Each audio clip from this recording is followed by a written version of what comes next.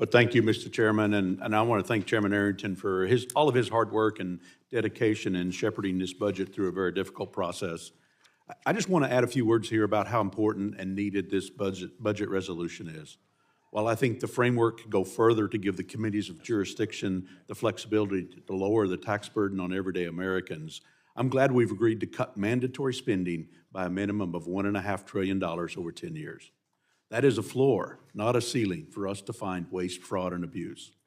For years, politicians, even some of my Democrat colleagues, have talked about the need to address runaway spending, and frankly, little has changed in Washington. And for the last 4 years, the Biden administration pushed our fiscal state of the nation spiraling down a troubling path. In the final 4 months of the Biden administration, deficit spending ballooned to $838 billion, a staggering $306 billion more in deficit spending than over the same 4-month period 1 year earlier. If we want to make sure we can afford the programs and services that are important to our country and our constituents and enact real policy change, we must rein in spending and root out waste, fraud, and abuse throughout the federal government. This is a mandate on which the Americans elected President Donald Trump and elected a Republican-led House and a Republican-led Senate. We must rein in spending, protect our borders, bolster our national defense, ensure Americans, especially middle-class Americans, do not see a record tax increase, and to promote pro-growth policies. And it's what we aim to deliver starting with today's current budget framework. As you all know, our nation is $3.4 trillion in debt, and we're borrowing more than $70,000 per second. That's nearly $6 billion borrowed each and every day. This budget resolution we passed today will also allow me and my colleagues on the Ways and Means Committee to responsibly extend and enhance the pro-growth tax reforms from the Tax Cuts and Jobs Act permanently. While many of my colleagues may disagree with the facts, the reality is pretty simple. Without extending the Trump tax cuts, taxes on nearly every American will go up.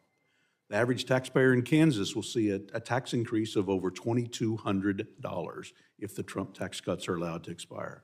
But by extending the 2017 tax cuts, we'll avoid this tax hike and allow working-class families and small businesses to keep more of their hard-earned money.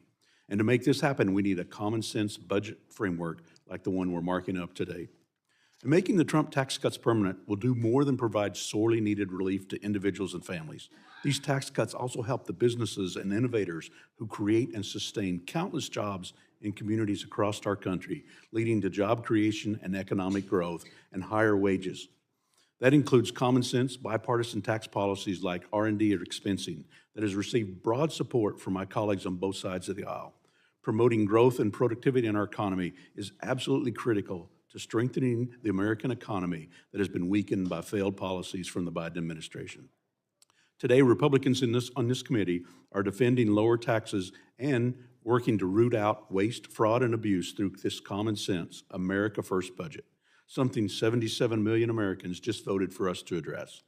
Unfortunately, what we're hearing from the left is a defense of the unrestrained bureaucratic government and higher taxes on families and small businesses. The Tax Cuts and Jobs Act in 2017 jump-started the economy. We're now seeing a slowdown in that economy just because of inflation and some of these failed policies over the last 4 years. But if you look back, their actual tax revenue to the U.S. Treasury over the last 7 years has been higher than what CBO estimated, even taking inflation into account for so many of the businesses that are paying more in taxes now than what they did before. We need to not raise taxes and to go backward in the economy because that's what would be the result. There's been enough political rhetoric. It's time to actually take action. I'm looking forward to voting for this resolution and to begin enacting the policy agenda that the American people sent us here to achieve. And with that, I yield back.